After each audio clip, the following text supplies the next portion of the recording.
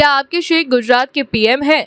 PSI पर petrol pump operator को धमकाने का आरोप। अमरेली जिले के राजूला में डीजल देने के मुद्दे पर एक विवाद गर्मा गया है।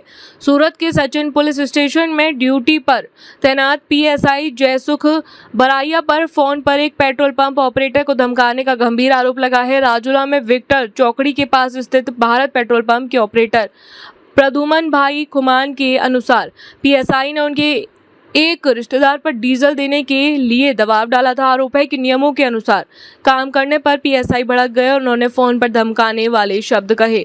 इस पूरे मामले में पंप ऑपरेटर ने डूंगर पुलिस स्टेशन को पत्र लिखकर पीएसआई के खिलाफ कानूनी कार्रवाई की मांग की है। फिलहाल पुलिस ने इस पूरी घटना की जांच शुरू कर दी है। रिपोर्टर फारूक बलकिया, अमरेली।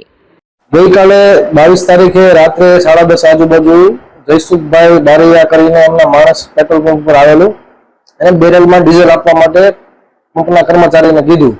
પંપના કર્મચારીએ મનાઈ કરી કે બેરલમાં ડીઝલ આપવા માટે પૂરતો સ્ટોક અત્યારે નથી, તમે વાહન લઈને આવો, વાહનમાં ભરી દઈએ છીએ.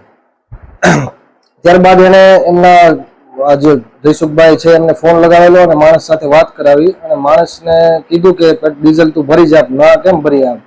એટલે એમણે કીધું કે વાહન તમે મોકલો, વાહનમાં ભરી આપશું. તો એને ધમકી આપી કે તારા સેટ શું ગુજરાતના પીએમ છે, નો કેમ ભરી આપે, તમારો પંપ આગળ બંધ કરાવી છે.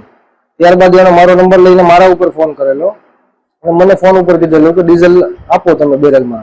અત્યારે કડક મામલતદાર સાહેબની સૂચના છે કે કોઈને 7-12 વગર ડીઝલ આપવું નહીં બેરલમાં કે ઓલામાં. વાહનોની ટાંકીમાં આપણે આપીએ છીએ, એની આગળ 7-12 હતા નહીં, કોઈ વસ્તુ હતી નહીં.